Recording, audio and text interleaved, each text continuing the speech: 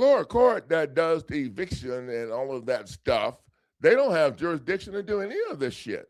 I'm just saying they don't. Okay, most people think, Coach, you're talking about municipal court, JD court, whatever. I'm talking about any state court. Any state court does not have judicial authority to make any rulings on anybody's property. Put me in the ring or something and explain. No state court has authority to rule on anybody's property, whether it's divorce property, whether it's property seized in foreclosure. Statutes and codes are non-valid law. So the statute that they use to foreclose on you is total bullshit, but they do it all the time because people don't get what they need to. All of that crap is done because you agree.